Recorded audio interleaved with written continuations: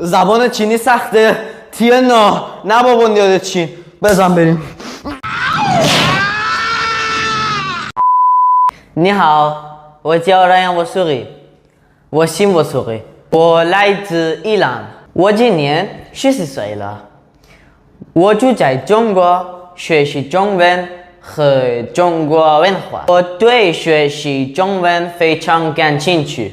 我喜欢踢足球，也喜欢做听觉动画视频，这是我的一些的爱好。